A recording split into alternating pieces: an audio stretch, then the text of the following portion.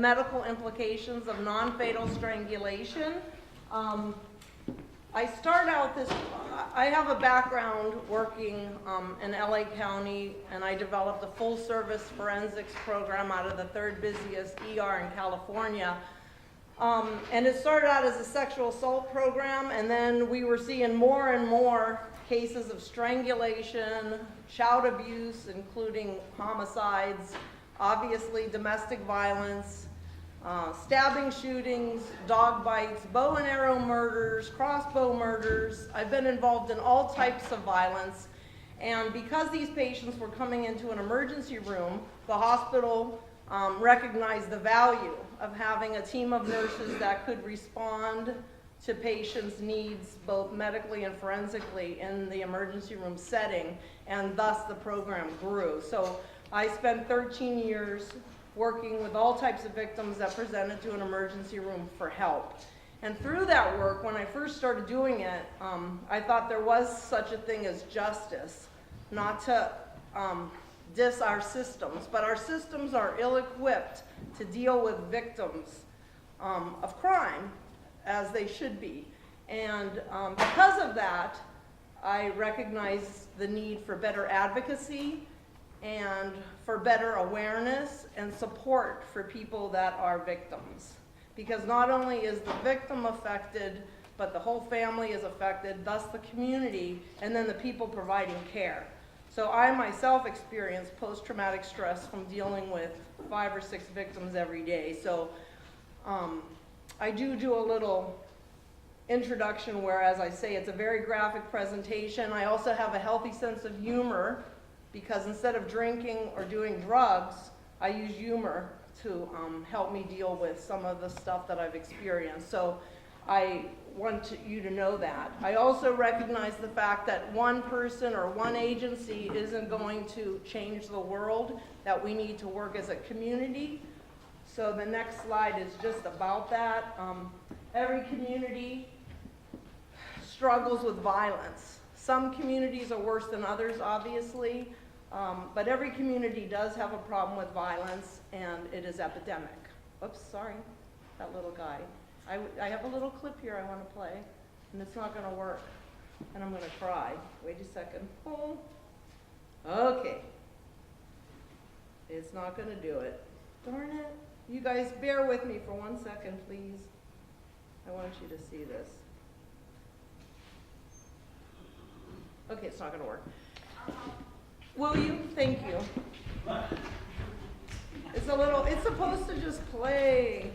There's a clip that's uploaded onto there. And I apologize. Where is it? Is that on the slide? Yeah. Thank you, Melanie. There it is. Just clip on that bar. Yeah. That thing. This man right here is my great-grandfather. He's the first cat member in our family. Sorry, people. It's so important. Hold on. Try to. Is that the address where it's at? No, it's down. It's uploaded. It goes in with my whole theme, but if it doesn't play, that's okay. You sure? Yeah, I wish it would. Do you know what it's called? We can fix it during the break, maybe. No, that's okay. Just go back. Okay, so there's a clip about how herding cats is very difficult. And during the break, I'll find it and play it for you.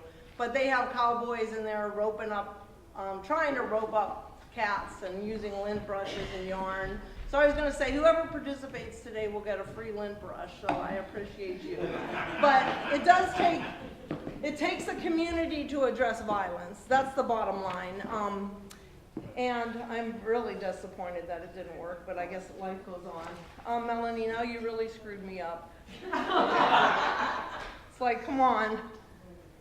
You guys, oh. This is the first time I've ever presented, so it's, you know.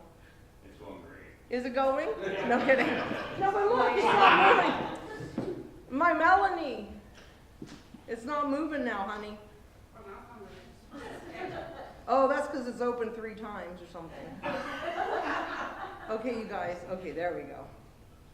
Okay, so I want to give props to Alliance for Hope International originally was the Family Justice Center in San Diego. For those of you who are aware of it, has anybody attended strangulation training down there? Okay, great. A lot of the material I use today is from there. I went back in 2008 and did train the trainer, and then went on to educate probably about 10,000 people in LA County and Kern County about strangulation. So since then they have grown into Alliance for Hope, and one of their programs is the Strangulation Institute. So a lot of the material today is from them. I kind of explained my background to you, but I worked very closely with LAPD, LA Sheriff's Department, Kern County, Bakersfield, Edwards Air Force Base, China Lake Naval Base. We had a huge outreach down there working as a community.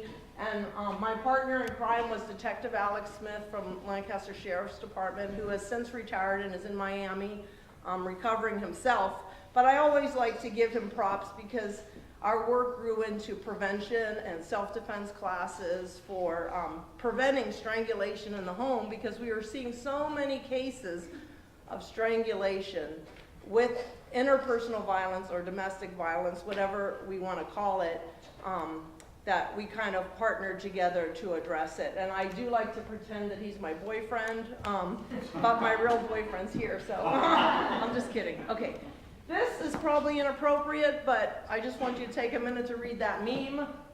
It's Simba, everything the light touches is Los Angeles, and Simba says, "What's that dark, shadowy place?" And that's Palmdale, Lancaster. You must never go there. That's where I came from. I have to tell you, that area of LA County had the most reported sex crimes, domestic violence, and child abuse cases in all of Los Angeles County.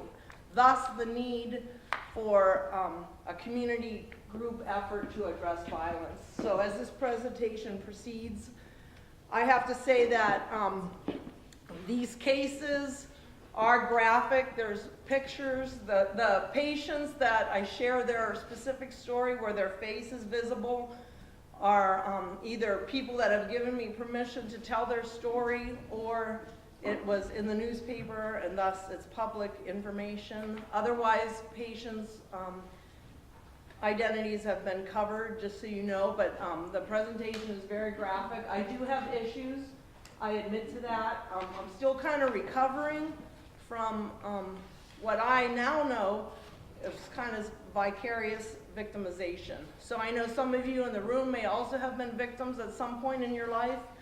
Most of you, or you know somebody that has been. I'm not minimizing any victim experience, but like I said earlier, I use humor.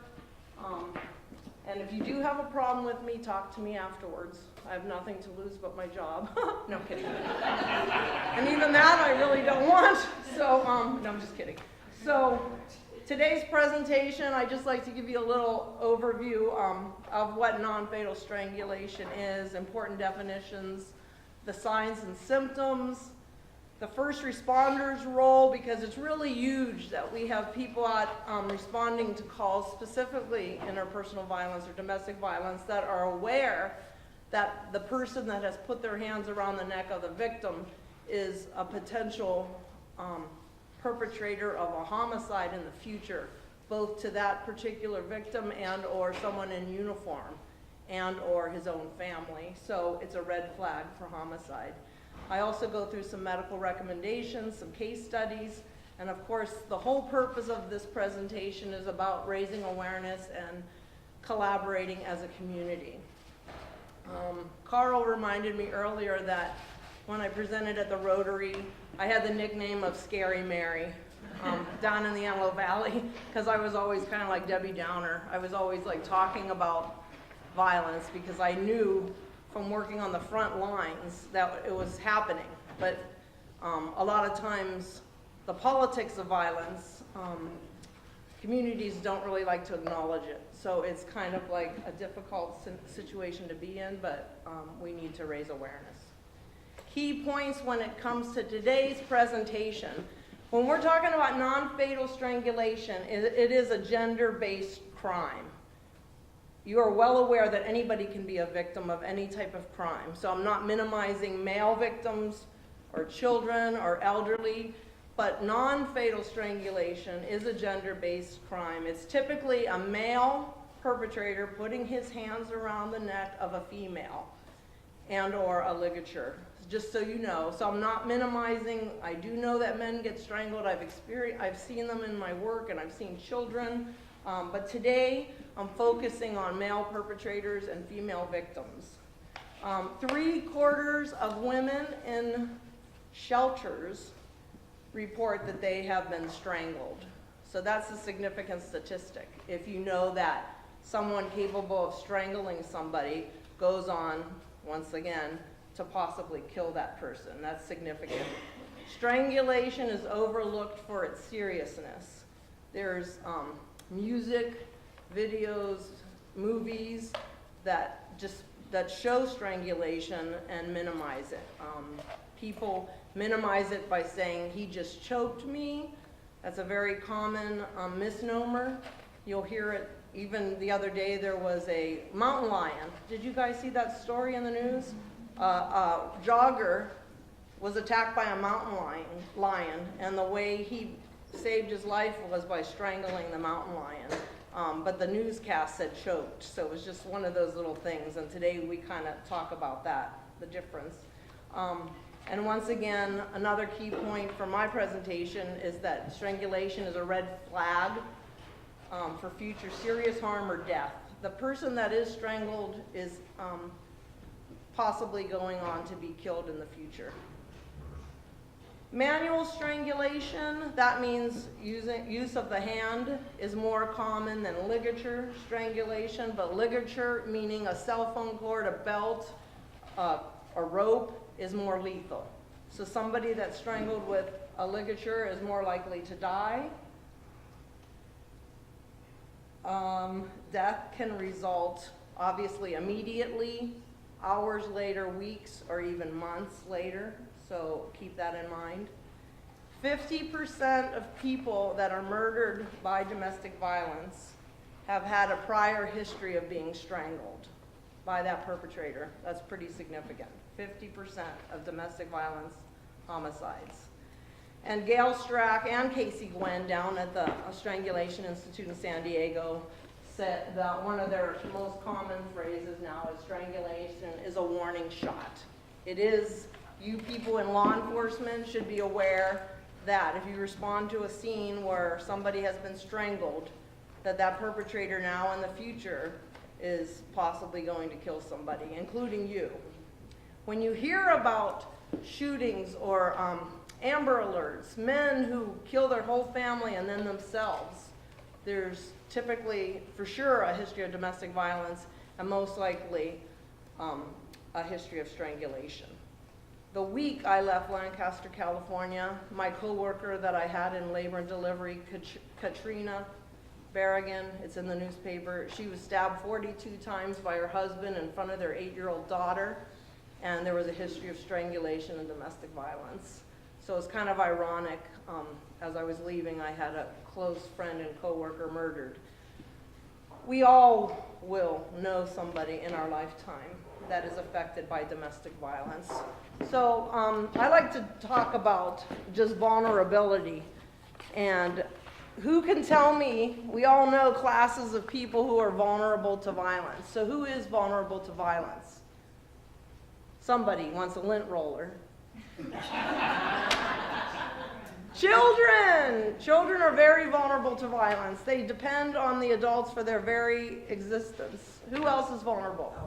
Elderly people, yes. They're also dependent on sometimes their own children who they may have abused, and now it's their turn, they're vulnerable. People that are living in poverty. Yes, people living in poverty are more vulnerable. Yes, who else? Disabled people. Women, just the whole class of women. Being a woman does make you vulnerable. Anybody else? Yes, mentally challenged. All of us. Yeah, everybody is vulnerable. Illegal, and I shouldn't say illegal, sorry, I'm not being political.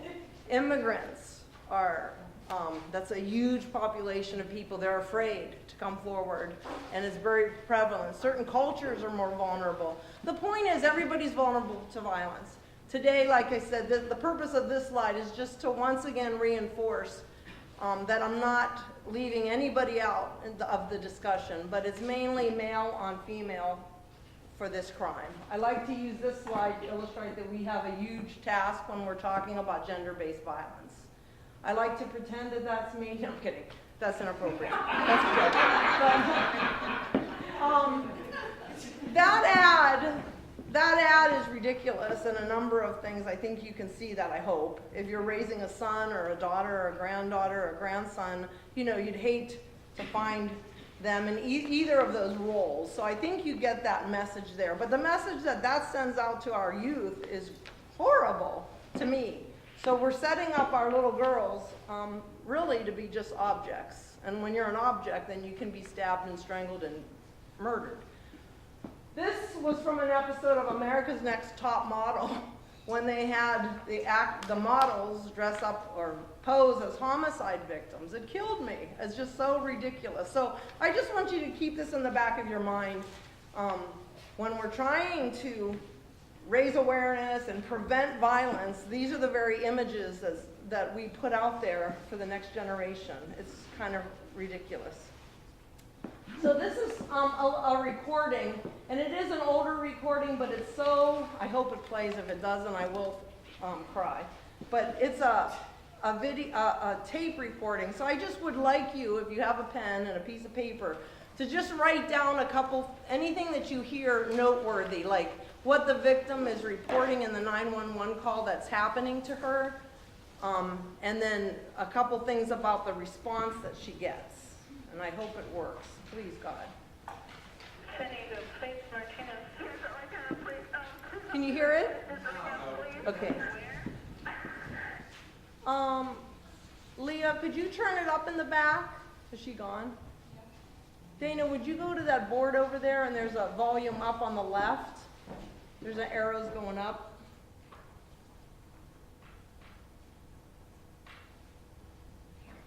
Now it's not going to play.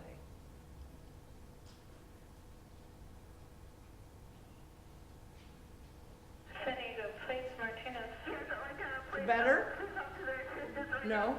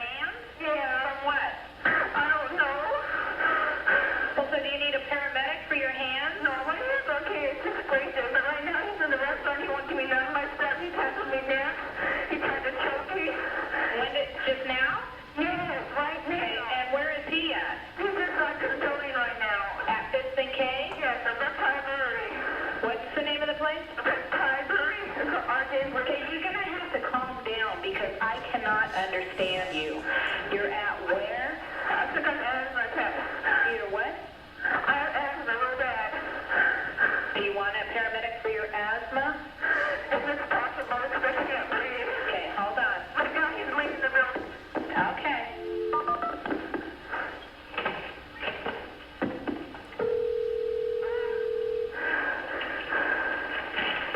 Emergency report. So she's having an asthma attack. Okay, ma'am, are you at the Gasland Merchant? Yes, I am. We're on this roof library. I need a police assistance right now, and I don't care. This guy choked me. Okay, ma'am, wait a minute. You said someone's choking you? No, it's saying we're having a DV, but she's having an asthma attack talking to us. What's a DV? It's domestic violence. He pushed her. Ma'am? Yeah. Okay, where's the person that pushed you? Okay. Does anybody else need a drink? No, I'm kidding. Every time I hear that, and it is an old recording, and it is from the Strangulation Institute, I just love to play it because it's so remarkable to me. So the victim said what? She's being choked. She said she was choked, she was bleeding. Abducted by her boyfriend. Pregnant, which is a huge police thing. officer. Yes. She's asking for help. He tried to kill me. He tried to kill me. Yes. I mean, there's just this, I put this at the beginning of this presentation and then I replayed at the end just because I hope some of the content of this presentation will, you already get it, I think. The fact that we tend to minimize victims. We all know, and law enforcement were my BFFs, but they tend to also minimize it. They tend to, you know, it's just more paperwork, we all get it. But in the end, that person is calling for help. We all know that people call for help when it's an emergency, and when somebody responds, there's no longer an emergency, so they don't need help. But in the case of non-fatal strangulation, they should get help, and we should encourage them to get help. That also, I feel bad for that 911 operator now, because this has been used in a multitude, millions of trainings probably by now, and I think she learned a valuable lesson. But it's kind of a remarkable recording. So because I always refer to it as domestic violence, I'm not trying to be correct in any political way, but interpersonal violence or domestic violence. So if I say domestic, I'm referring to all types of interpersonal violence, and strangulation, of course, is epidemic in every community. This is a picture of one of my victims that had been strangled at least 4 different times in an event that I'm going to speak to in this first case study that I share. So this is Alice, and Alice was my co-worker at Antelope Valley Hospital back in October of 2010. And this is Alice at the home where she was almost murdered. So mind you, it's around Halloween time. She was in a long-term relationship with a Mr. Wilson, who they've had prior episodes of domestic violence where she was either hospitalized or sought medical attention. She physically moved several times to Vegas, and every time he would find her, he's a multi-millionaire businessman. I'm just letting you know, someday when you have free time, I can give you the link to the, it went to the appeals court in California because it was a life without parole sentence in the end. But I share Alice's story because it's so relevant. I learned so much. It was early on, really, when I first started working with victims of domestic violence. Alice went into the home that morning. Mr. Wilson beat her so badly about the face that for the next 8 hours she was basically blind because her face was so swollen from the trauma. And during that time, he strangled her. A couple times he was on her chest, straddling her, so he was crushing her rib cage while he strangled her, including with a cell phone cord, a belt, and his hands. And every time she went unconscious, she would come to and say, oh, he would say, that was a good one, let's do it again. So also during this time, he picked her up, took her into the bedroom, and raped her. So towards the end of the 8-hour experience, Alice managed to crawl out the front door, and she heard some muffled male voices. Mr. Wilson knew that he was in trouble. He brought her back into the home and called 911 and said that his girlfriend and him had a fight, that he thinks she needs help. So the lone deputy responded to the scene. This is Alice on the couch. Mr. Wilson's kind of bloody and scratched because Alice fought for her life. The deputy said, you know, what happened? Where is she? And Mr. Wilson said, she's right there. The deputy thought she was a Halloween mannequin. She wasn't breathing, barely. She couldn't move, she couldn't talk. He thought she was a mannequin. So he snapped some pictures, obviously called for backup. Mr. Wilson was arrested. Alice was brought into our emergency room. Alice, of course, was treated as a trauma. They did not call me. She went up to ICU. It was up in intensive care unit that they called me and let me know that they had a patient that was admitted after being beat up. Of course, at the time, Alice had severe head injury because not only did Mr. Wilson strangle her multiple times, but he beat her, kicked her, did all kinds of horrible things to her. She spent 5 days in the hospital. She had a concussion, obviously, amnesia, difficulty breathing. She wasn't really with us. Did not tell us at the time that she had been raped, just so you know. That's an important part of this case. Didn't disclose until a couple months later because she was kind of out of it. It took her over a year to come back to work. So in that time, we all know this case took 4 years to go to a jury trial because, first of all, Mr. Wilson had a lot of money and he wanted to get it filed as a misdemeanor. He wanted to get it bumped to a different jurisdiction, all that kind of stuff. In that time, Alice came back to work. She was in a class like I do on domestic violence, and during the first break, of course she's not in my presentation, during the first break she came up to me and said, "Mary, why didn't you do that for me?" And I said, "We did." She had no recollection of our involvement. That taught me a valuable lesson right there, that victims do not even know what's happening to them. They don't even know what's happening to them when they're being almost killed, and they certainly don't know what's happening to them in a healthcare system, and even in the court system later, they have no idea. That's why advocacy is so huge with these cases. So Alice, after that, of course, she knew we were involved, and it did go to a jury trial. She did not disclose the rape, like I said. I wanted to share that with you because that was the only count that the jury didn't convict Mr. Wilson on, was the rape, because Alice hadn't disclosed it at the time. But during the 8 hours that she was being strangled and tortured and beat, he had sex with her. She was unable to give consent. That is Mr. Wilson. I like to just show you that he looks like your average guy next door, you know, good guy. In the town, was well known and well liked. This is some of the injuries. I testified as the prosecution expert in strangulation against the forensic pathologist for the defense, who said that there was no evidence of strangulation or no evidence of blunt force trauma to her chest or torso. I just thought I'd share that with you. This was some of Alice's injuries like 5 days after. This was the day of discharge.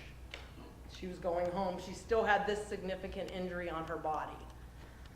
Those bites? That's her eye. I'm sorry? Are those bite marks? No, she has, well, some of it's from, she was like dragged across the carpet at one point. On the top left, that's an abrasion on her cheek from being dragged on the carpet, bruising to her face. Of course, not only, at one point Mr. Wilson also held a pillow over her face while he was on top of her. So she had oral injuries from strangulation and from the blunt force trauma.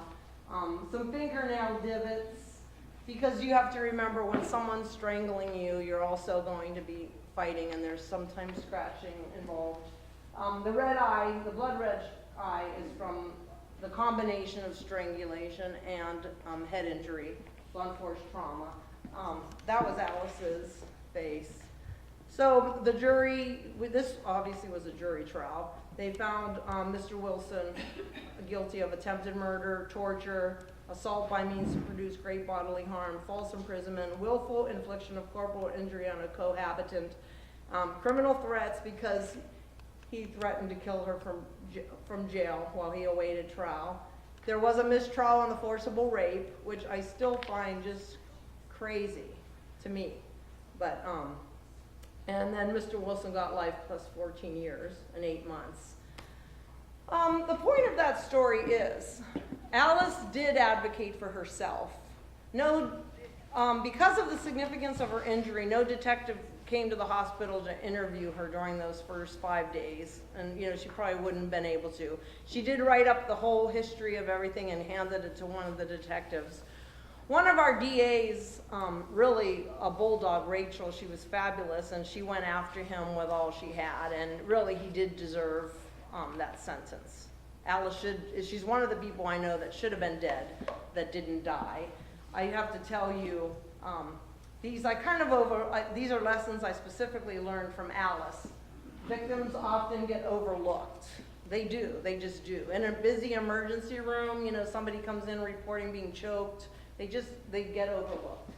Violence is minimized by the very system that's set up to help it. Victims don't know what's happening to them. Advocacy is huge. Patients don't always disclose everything. In Alice's case, who can guess why she didn't disclose that she was raped? Besides, she remembered, even with the head injury, but try to guess why she didn't disclose. I'm embarrassed, could be a reason. Because she lived with him and. Because she lives with him and didn't, okay, because they've had sex before. She, in Alice's case, she did not disclose because her mom and grown boys were at the bedside and they were already so traumatized by what they saw that she didn't want to add to their trauma. I mean, that's a legitimate concern if you're a woman or a mom or anybody. You care about your family. That's a significant excuse and reason, I think. And that's why juries also need to be educated on why victims don't disclose. And we need first responders and medical people to recognize these possible victims in the field because they don't come in telling us that they've been hurt. And of course, the whole entire system needs education and awareness. I put this up there because that's Alice now. She did recover physically. She still, this is ironic, Dana, because when I was putting together this presentation, she happened to text me out of the blue. You know, I had sent her a Christmas card. And just like 2 days ago, she texted me, "Oh, Mary, I'm so happy. I'm glad you're okay." And then I picked up the phone and called her. She's okay. She doesn't work. She has permanent facial fractures that can't be fixed. She's losing the vision and the hearing on her right side. She suffers from post-traumatic stress, anxiety. She's the type of patient that comes in and out of the emergency room now for mental health issues. So even though she physically healed for the most part, she still suffers. And that's the point about Alice's. The Alice's of the world, like us all, go on living a life. But she still needs an awful lot of help and support. This is another case. Before I get into non-fatal strangulation, I like to show you that strangulation is not just in domestic violence situation. It's also connected to sexual assault. It's also connected to child abuse and elder abuse. So back in 2010, we had a 13-year-old girl named Stavonia Campbell who was reported missing by her grandmother on Mother's Day. She was found the next morning strangled and raped and dead in an onion field in Palmdale, California. Oops, Mary's going the wrong way, sorry. Stavonia. This was 2008, this was Stavonia. Prior to her murder, I had a 15-year-old victim that came into my program reporting rape by 2 males and strangulation. And of course, she's alive to report. So in that case, you know, I did an evidence collection kit and we did get DNA from that kit. There were 2 male profiles obtained. At the time, the victim was unwilling to participate because they were gang members and she was in fear, she was afraid. But it was 2 males that sexually assaulted her, so she had the exam, interviewed with the detectives. When it was time to file, the victim was not going to participate. So that's 2007. No charges were filed. Fast forward to 2008, Stavonia's dead body is found in an onion field, strangled and raped and murdered. In November of 2008, the 2 DNA profiles from Stavonia's body came back, and one of them hit on a suspect named McClurkin, who also matched the DNA on the prior sexual assault strangulation that I had. And they arrested McClurkin, the main suspect, in 2009, and he implicated the other male as David Mason. He was another perpetrator. They worked as a team to target young, vulnerable adolescent females.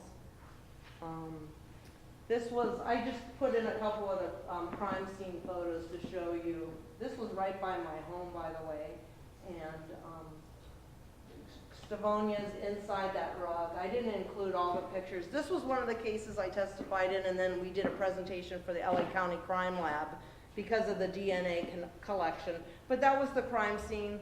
I already told you the background for that. I apologize. The code is DNA, or I don't know why I put that in twice. I went backwards, that's why.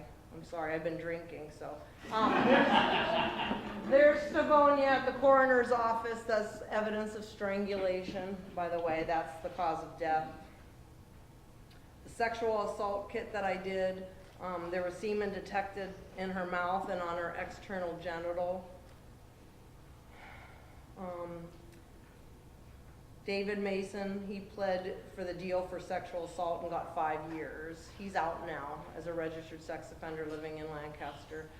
McClurkin was found guilty of the murder of Stavonia, guilty of 2 counts, sex counts, oral cop, and lewd acts on a minor, and guilty on 4 counts with the 15-year-old rape that I had.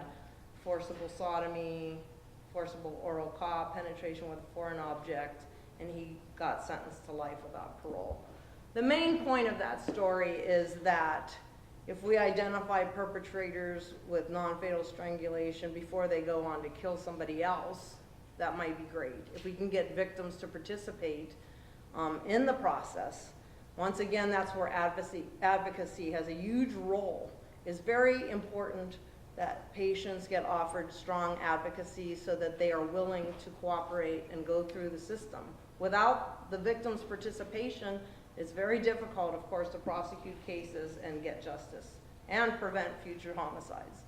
So, before I get into all the non-fatal stuff, I just want everyone in the room that patients, if you have access to patients or victims or you're responding to a call, to screen all of them for strangulation and also look into the suspect. That is the accused strangulator, because he's a dangerous person. So, non-fatal strangulation, when we talk about it, prior to my training at the Training Institute, we were having our victims demonstrate the strangulation on themselves, not realizing that it was probably traumatizing to them. So then we got a mannequin head. So just so you know, but non-fatal strangulation, what is strangulation? External pressure on the neck that interferes with either oxygen delivery to the lungs or blood flow to the brain. So, the common misnomer that people are being choked out isn't accurate, and that's part of this training. We just want to make sure that everybody uses that term strangulation. And I've had patients inevitably say, I was choked, and I'm like, no, you were strangled. And they said, oh, that sounds so bad. And I'm like, well, it is. So just so you know, we're trying to get everyone to use the proper terminology. Strangulation is a red flag. It's a lethal form of abuse. Unconsciousness can occur within seconds, and of course death can occur within minutes. I know Oregon law is different than California law. Felony strangulation has certain conditions, and I'm going to let Sarah discuss that as part of her presentation. But just so you know, part of this is we need to work on laws that actually fit the crimes, you know. But under certain circumstances, strangulation can be a felonious assault or an attempted homicide. And of course, we all know that power and control wheel, where strangulation is one of the most ultimate forms of control. It's demonstrating to the victim that that perpetrator has control over their life and they can at any time kill them, which kind of makes sense why somebody may be afraid to leave that relationship, because they know they're going to die. So strangulation is a lethal form of control. The term asphyxia really is any process which deprives tissues or cells in the body of oxygen. You all know that oxygen is essential to life. The brain requires it is the most oxygen essential organ in the body. It needs oxygen in order to function. Asphyxia, any mechanism such as strangulation, choking, suffocation, and other means can cause asphyxia. Asphyxia causes anoxia. Anoxia means no oxygen, and or hypoxia, which is low oxygenation. So what happens to somebody when they're lacking oxygen?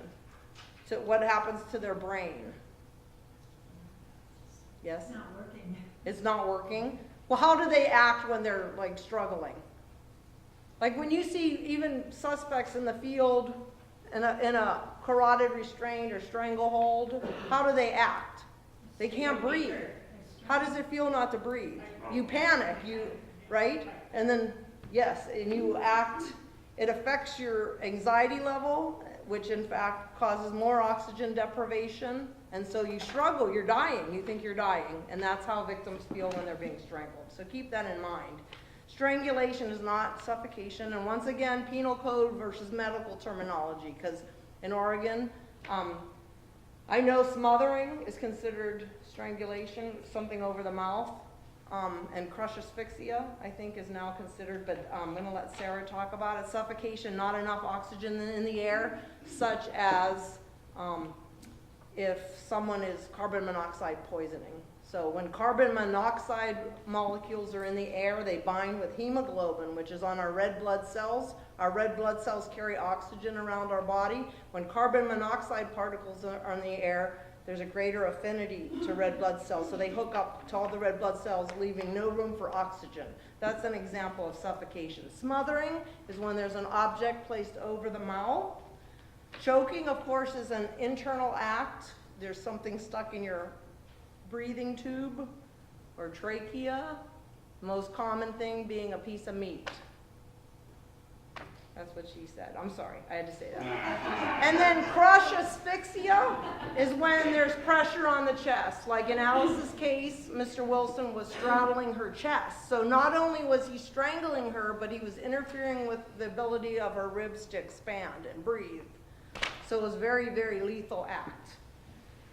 And this just to illustrate, strangulation is not choking. So if someone says they've been choked, and you'll see it on the news still, everybody says choke. It's really, we're just trying to change the way people look at choking. It's not choking, it's strangulating.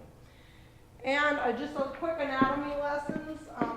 Carotid arteries, red. Carotid arteries come from the heart. They're carrying oxygen-rich blood to the brain. We need oxygen to the brain. The jugular veins are blue because they're coming back from the brain to the heart and lungs to pick up some more oxygen. Jugular veins are closer to the surface, so it takes less pressure to occlude them. Carotids, arteries are deeper into the neck, so it takes a little more pressure to occlude those. But either one of those vessels, if compressed, either bilaterally or unilaterally, will affect blood flow. So when you have carotid pressure, that means no oxygenated blood is reaching the brain. Therefore, after 10, 11, 12 seconds, somebody will go unconscious. If you continue to hold pressure on those vessels, the patient may die. Jugular compression also causes someone to go out because you're interfering with that deoxygenated blood from leaving the brain. So the brain is not getting oxygenated blood. All that old blood is staying in there. So like blowing air into a balloon, you keep blow, blow, blow, and there's no release, it's eventually going to pop. Yes? You said bilateral and unilateral. Yes. Could you explain? Oh, I'm sorry. So just if someone is just compressing one side of the neck, somebody can go down. So bilateral means both sides, unilateral is one side. So either any interference with either of these vessels on either side of the neck can cause somebody to go down. And I say this because if you have like a 350-pound linebacker versus a 90-pound ballerina, you know, her jugular and carotid are going to be more vulnerable then. You know, take a lot more pressure to occlude those. And then, of course, we have a trachea, which is your windpipe, and the thyroid cartilage, those kind of things. God gave us these structures to keep an open airway. It takes about 33, 35 pounds of pressure to occlude those or fracture those, which is death, basically. This is the hyoid bone, which is in us at the base of our tongue. And sometimes that can be fractured. If you have a hyoid bone that's fractured from strangulation, the victim is most likely dead. That's one of the bad things. So that's anatomy-wise. I just wanted you to understand that we require oxygen to our brain. When oxygen isn't going to the brain, then we can die. So here's the brain. I want this. If this doesn't play, I will. We do that all the time. Okay, then. Alright, she's out. Stop, Sean, out. Okay.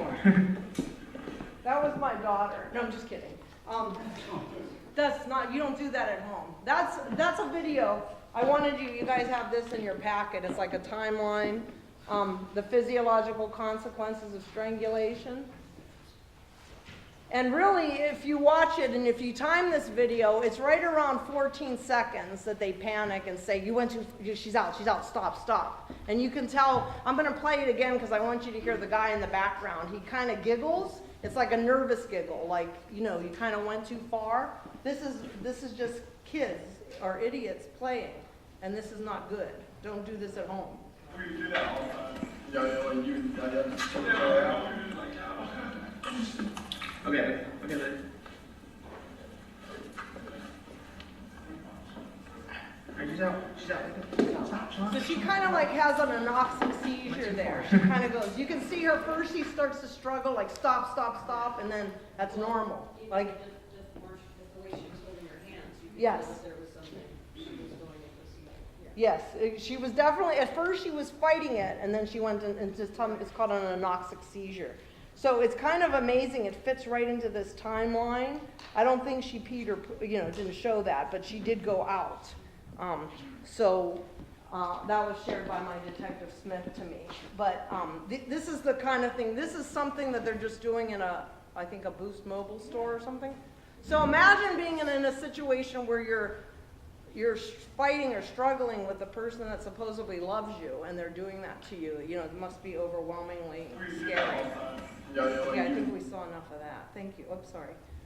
So, like I said, the brain is the most oxygen-sensitive organ in the body. Without the brain, of course, we can't live. And it must be continuously bathed in oxygen-rich blood. And if it isn't, then unconsciousness can occur, and then death can occur within minutes. So, this is another little news clip I like to play.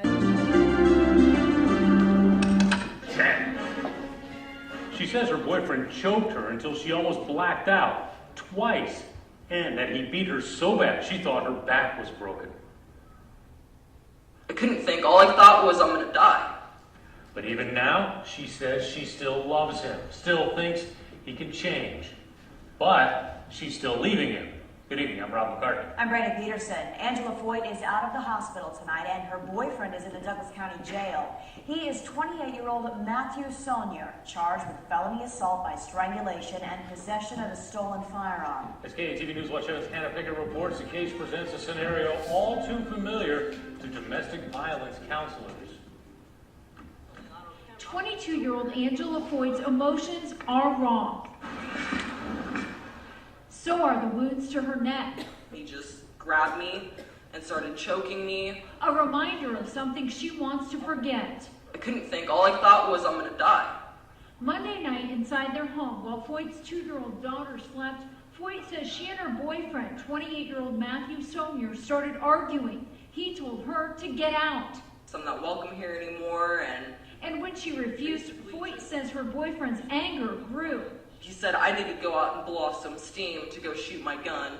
Foyt says when she tried to stop him, Saunier attacked her, kicked her, and choked her twice, nearly to the point of unconsciousness. My eyes were pretty much bright red. I mean, I see myself in the mirror, my veins were popping out of my face. Like, it was just horrific. I mean, it was horrible. It's all about power and control. Tara Muir counsels victims of domestic violence and says attackers often try to choke their victims. It's one of the common tactics a batterer will use to try and control their loved one. Foyt and her daughter escaped to the hospital, and when doctors saw her injuries, they alerted law enforcement. Deputies found Saunier still at home, sleeping on the couch. We had a lot of trouble waking him up, but when he did awaken, he knew why we were there. He knew that his girlfriend had been treated at the hospital, and we did place him under arrest. Inside Saunier's home, deputies seized a shotgun, a rifle, 2 handguns, a small axe, and a machete. Some weapons deputies say are stolen, others illegal. The stock has been removed, and barrel length has been altered. Sonia is charged with felony assault by strangulation, disturbing the peace, and possession of a stolen firearm. Foyt says she's glad she and her daughter are all right I'm thankful I got out before it got worse, yeah. and hopes others learn from her experience. Reporting in Omaha, Hannah Pickett, KETV, News Watch 7. And as for Matthew Saunier, a judge set bond at $3,500 today, placed a hold on him. Okay, so I like to play, I mean, that's just an example. Number one, I always like analyze the news because I always hear choke, choke, choke, and I just think, you know, part of this is just raising awareness and educating both victims and first responders and the general public. But the sequence, oh my gosh, Mary Elena. She says her boyfriend choked her until she almost blacked out twice. Who can And that he stand beat her this? so bad she thought her back was broken. I couldn't think. All I thought was I'm gonna die. But even now, she says Thank she you. still loves him, still thinks. Did I stop her? Oh, the volume. Thank you, Leah. You guys. Oh, thank you. So the reported sequence of events from victims of strangulation, like experiencing, of course, extreme shortness of breath, because once again, like that's when the panic sets in because you can't breathe, and pain, intense fear, visual disturbance, loss of consciousness, and then loss of bowel and bladder. So I thought that was a great news story because it was like a living victim that survived, and she explained how scared she was and she saw herself. So it's kind of overwhelming. Of course, you can't interview every single victim, but I think that's important.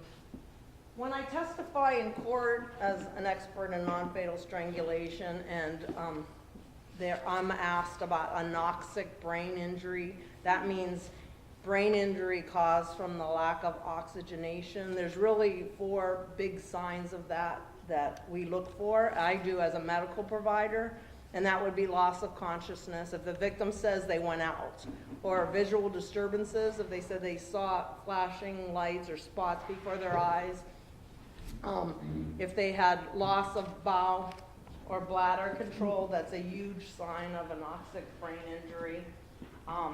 And petechial hemorrhaging. That's those little broken blood vessels that I'm going to talk about in a little bit. If we see those 4 physical signs or symptoms that the patient reports, then we know that that person was going to die if the pressure wasn't relieved. And of course, brain death can occur in 4 minutes.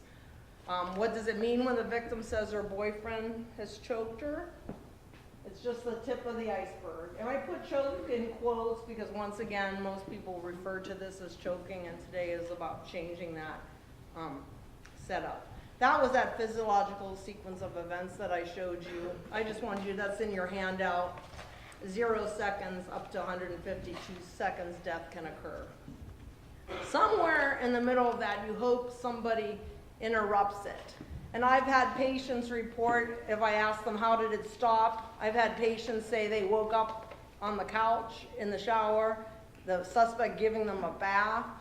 I've had victims say the suspect was giving them mouth-to-mouth resuscitation. That's all important evidence. That means that the patient was unconscious. They have a loss of memory and time. They were unconscious for an extended period of time. That's important. The other big issue with strangulation is that children are present. And I don't know if any of you grew up in a home where there was domestic violence. Did anybody? Are you willing to admit that? Yes. So if children that are exposed to domestic violence tend to be dysfunctional or can be dysfunctional adults. I'm not saying you're dysfunctional, I'm kidding. But little boys that are exposed to it are 7 times more likely to become violent offenders, and little girls, of course, tend to repeat the cycle with their choice in men. So in some research has said 50% of strangulation cases, children were present. In Oregon Penal Code, I know if a child does witness a strangulation, it is a felony. So I want to play this classic 911 tape of Lisa. I'm sure some of you have heard it. It's a little child calling 911 to get help for her mom. September 21st, 1991, time 22:13 hours. This will be a 911 call, position CT07.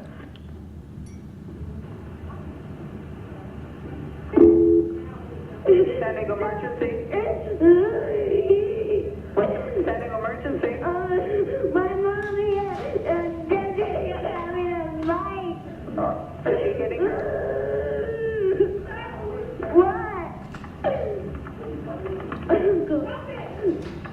Daddy is the police, mommy. Stop it! Mommy! Stop it! Don't take the baby! Stop it! You're gonna hurt the baby! Stop it! Could you just send the police, please? Okay, we're gonna be there. We're taking your baby.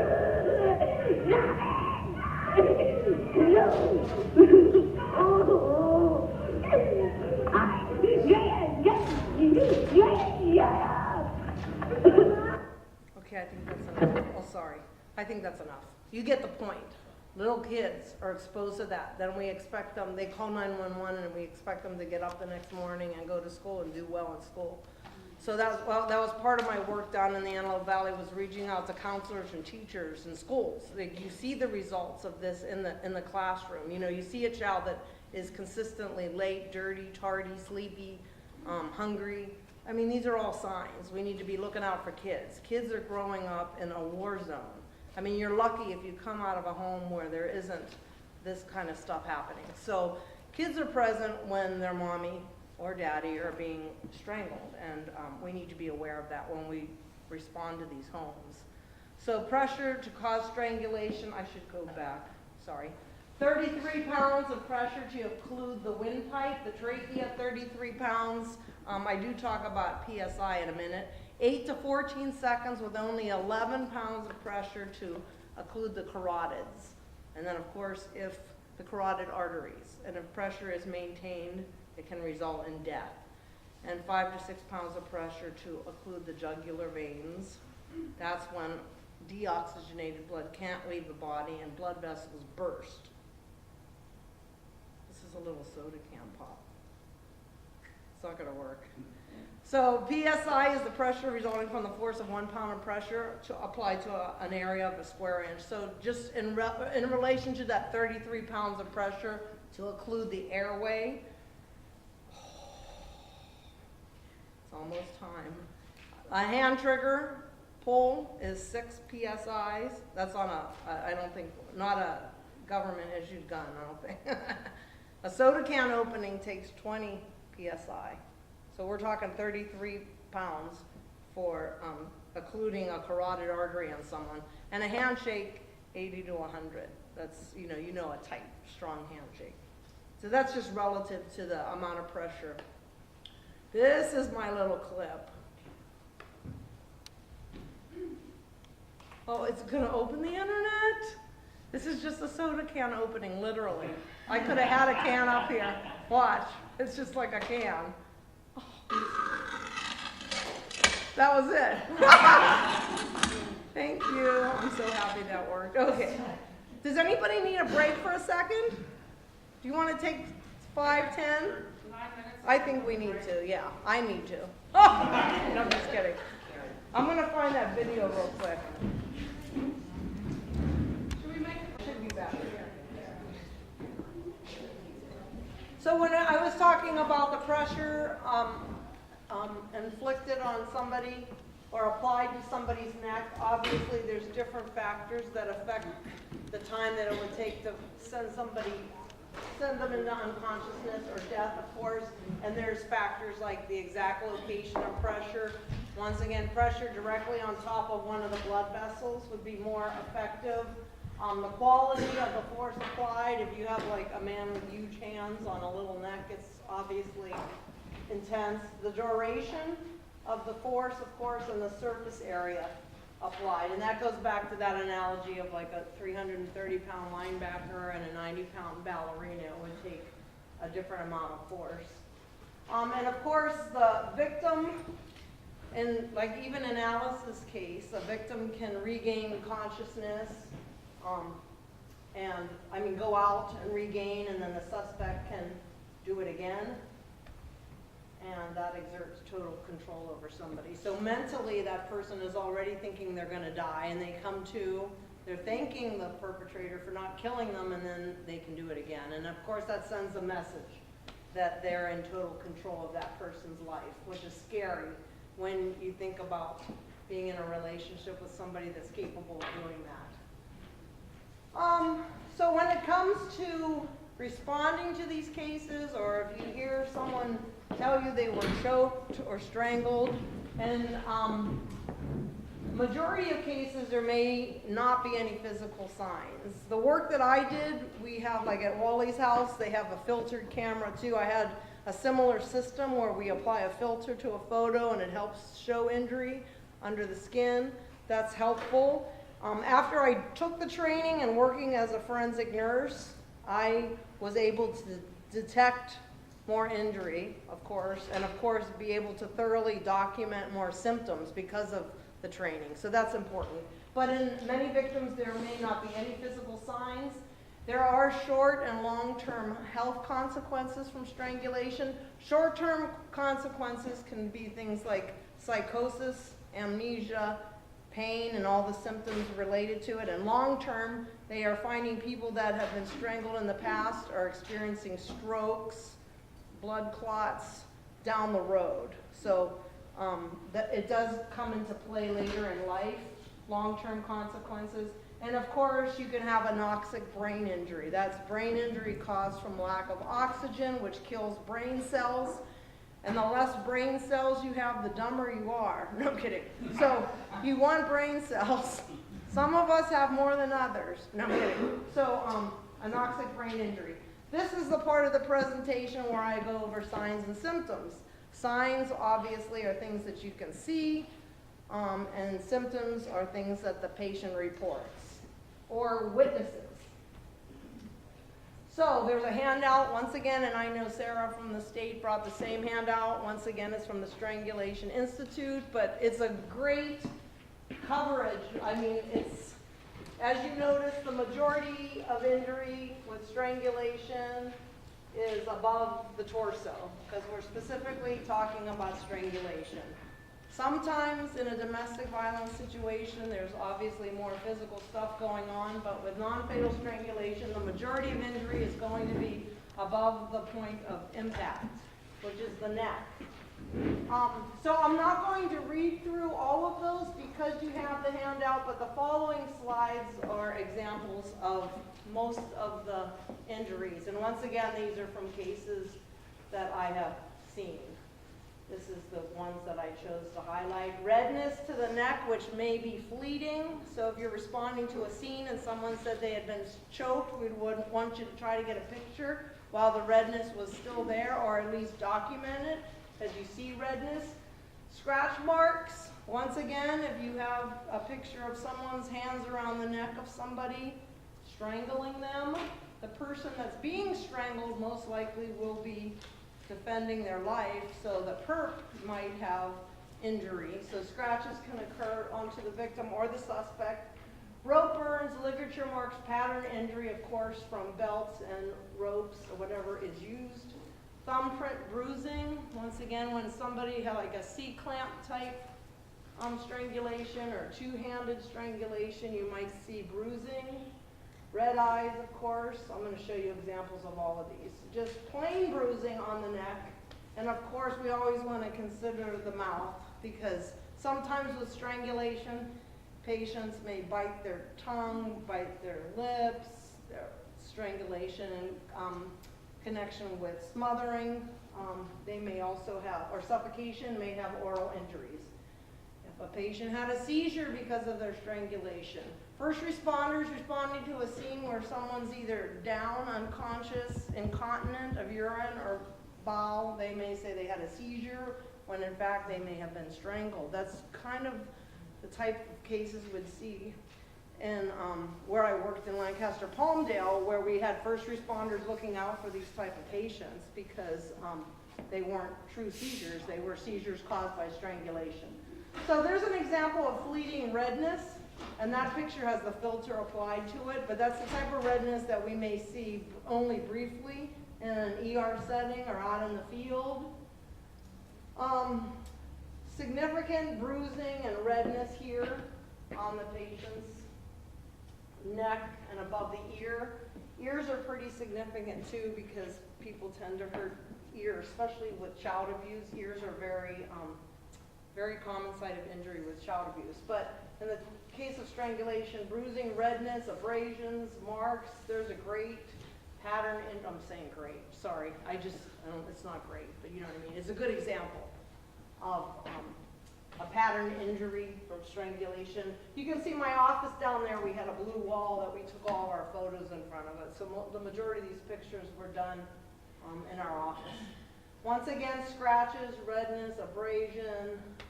You're not always going to see them. This was a little 14-year-old girl that I had from Palmdale she was raped and strangled. And there was a pattern injury. Her boyfriend strangled her with a sleeping bag cord. They were out on a middle school campus in the middle of the night screaming. People called 911. A lot of our cases were because somebody called 911. That's why we count on netty neighbors. We want neighbors to, look out for people. And if you hear somebody screaming, just call 911. But she did survive. She almost lost her eye. But she was a strangulation case years ago. We also tend to see a lot of injury under the neck area here. Part of this is showing you what a forensic nurse would document, which helps supplement law enforcement's documentation and prosecution's case. We see injury under the neck because inevitably a victim will be trying to get the offending object off their neck. So we always document the entire surface of the neck, the back, the front, under the chin, above the head, in the ears, everywhere. Thorough documentation. Once again, significant bruising, redness. There was also facial trauma there, probably an abrasion. Scratch marks. Once again, if you have a perpetrator with his hands around the neck of a victim, she may be or he may be trying to get the hands off the neck, and you will see scratches. Cell phone cords, belts, anything like that around the neck, someone might be scratching to save their life. Another good example, injury may not be right in the front where you might expect it, but we always have the patient, we photograph them from all sides. Oral injury and like somebody with braces, obviously, we're looking inside the mouth. Once again, that almost looks like a hickey, but that was from strangulation, a steep grasp, and then we had the victim show us with her own hand. That's when we were doing that. And that's my next tattoo. No, I'm kidding. I don't even know. There's the FUCC. I don't know what that means. Okay, sorry. Once again, we will see scratches on somebody's arm, either victim or suspect, because there's a struggle going on. Someone's struggling for their life initially, and we document that. Good injury photo there. This was my little Gabriel Fernandez. He was a little 8-year-old boy from Palmdale who came into our emergency room and died. Mommy's boyfriend and mom tortured him to death, but he was strangled. This was in the emergency room that day, but on top of other types of abuse. So I was going to say, my youngest victim that I saw with strangulation was a 6-year-old boy. We see it, when they say, mommy's boyfriend choked me. Little kids are saying it. It happens more than we know. And before I've done thousands of sexual assault cases and other types of cases now that, looking back, before I got trained, I know I missed a lot of documentation. I could have documented better. So it's important. Part of this is awareness. This was one of our male suspects. He actually was charged with homicide, and he was the man that took a crossbow. He was beating up his girlfriend. His acquaintance intervened to separate them, get him off of his girlfriend. He went into the house and got a crossbow and came out and killed the guy with a crossbow. So we documented, he was a suspect at the time, but victim and suspect until he was charged and he's in prison. He's sentenced. This is an example of ligature marks on the back of the neck. So we, once again, with all strangulation victims, we're looking at the entire surface of the neck. Typically, you'll see injury from the point of contact up. This is a great photo showing the filter. And I know like Wally's house has this technology. We don't at the hospital, but we use Wally sometimes. But the upper picture and then the lower picture has a filter on it. And this filter, I've testified to this technology in court. It stands up. It's not like Photoshop or making a global change to the whole picture. It's like creating a negative of a digital image. So it just helps highlight injury. Sometimes it really picks up injury that we can't see without the filter. So I love it. Other signs and symptoms I wanted to talk about: petechial hemorrhaging. Capillaries, the smallest blood vessels in the body, when they are when you're squeezing the jugular veins, blood cannot drain from the brain, but blood is still being pumped up there, and eventually there's so much pressure that they just burst. So we call them petechiae, and they're usually found anywhere above the point of strangulation or constriction. And also we'll see the blood red eyes. People that are labor, like pushing in labor, you know, bearing down. Scuba divers, we see petechiae with other type of pressure changes like that. But we also, in the case of strangulation, it suggests a vigorous struggle. So I want to show you an example. This was one of my patients. That's a perfect example of petechiae from jugular compression. So these are the this is the type of stuff we were documenting to help supplement the cases. That's petechial hemorrhaging from jugular compression. There's petechial hemorrhaging. This woman was strangled and also had blunt force trauma to the head. Ears, like I said, that's an example of petechial hemorrhaging. So we do check. You see it on the scalp sometimes of people. You see it covering the whole face. I don't know if any of you women ever had babies and bared down. If you pushed vigorously, you probably had a whole face full of petechiae. So that's important to note. Other signs: pain to the neck or throat, nausea or vomiting, ears ringing, head rush, miscarriages. Pregnancy, you know that, is a lethal time in a woman's life. You're more likely to be murdered when you're pregnant than any other time as a woman, because obviously men can't have babies. But anyway, I know, but there was a man, I guess, on People magazine once when they had that come. Sorry. But so people do lose pregnancies. If you think about it, there's a case in LA County that has had a hung jury twice, and I was contacted to testify. It was a pregnant woman, and the fetus and the woman were murdered, and there's been a hung jury twice. I can't believe it. So it was strangulation involved, and just pregnancy itself is a red flag. That recording at the beginning of the class, that woman was pregnant. And we all know about the boyfriends that kill their pregnant wives or girlfriends. We all know those high-profile cases. So keep in mind, if you're responding to the scene with a pregnant woman, she's even more vulnerable.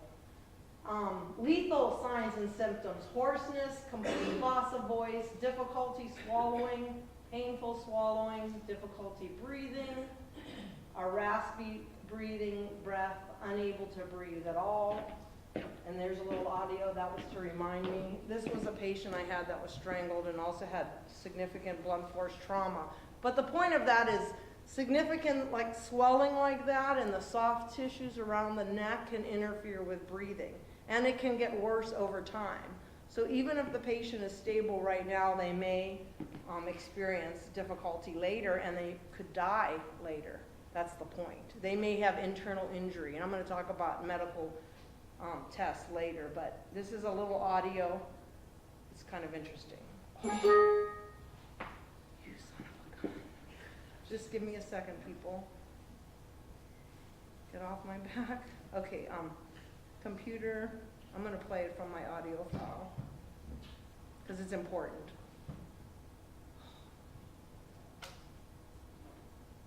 Audio. Did they turn it back up? Yes. Hey, Michelle, this is Lynn at San Diego Police Department. Is this your husband or boyfriend? It's your husband? Yes. Okay. Does he have any weapons at all? No. What did he do to you? Okay, I want you to try to take a deep breath and calm down. He did what? He tried to break my neck and it's suffocating me on the tree. Okay, do you need a paramedic? Okay, Michelle, do you need a paramedic? No. Are you sure? Yes, I'm sure. Okay, he's inside your house, all right? He's not there with you? He might be taken off in the car right now. Okay, what kind of car would it be?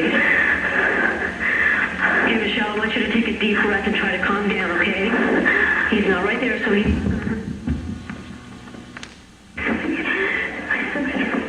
Okay, Michelle? Yeah, okay. I can't breathe.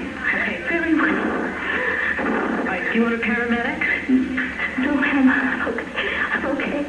Are you sure if you can't breathe? How come I can't breathe? How come I can't? I feel getting better. All right, let me talk to the lady that was there again, okay? Yes. Okay, that's obvious to me. Like, you don't offer somebody, you just call them out, right? First responder. Part of this is educating not that anybody does anything wrong, it's just that people need to understand. Most people, especially women, like I think of my mom who's like 80, and she would like lay there in a hospital bed and not call for the nurse. Hello, mom, like call. So most women, like, we're taught to be polite and, you know, oh no, I don't need help. No, you do need help, and we need to make sure they get help. That's the whole point. They don't know. I mean, if she's having difficulty breathing, she probably experienced some anoxic injury in her head. She's not thinking straight. The Alices of the world who come into an ER and spend 5 days in the hospital don't know what's happening to them. We have to, advocacy, once again, is so important because these people aren't thinking straight. And once again, in an emergency type situation, people are calling 911 for help, but by the time law enforcement arrives, the emergency's over and they think they don't need help anymore, when in reality, that's when they need help the most. So that's part of this.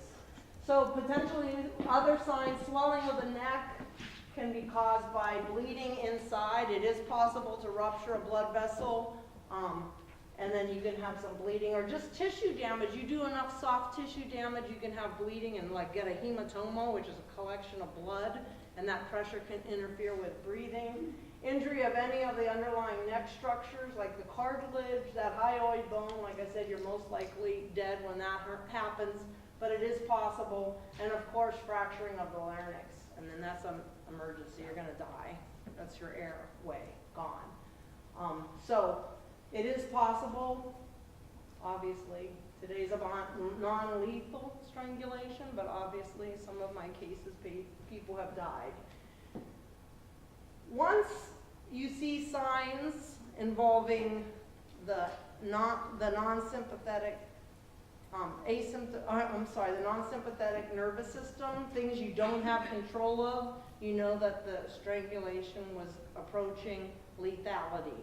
If a patient is incontinent of bowel and bladder, that is a lethal sign and symptom. Vomiting, coughing up blood, people can aspirate, which means you get the fluid down into your lungs. That's dangerous. Loss of consciousness is a sign. That visual disturbances, like I told you earlier, if a patient said, I thought I was going out, I saw spots before my eyes, that kind of stuff.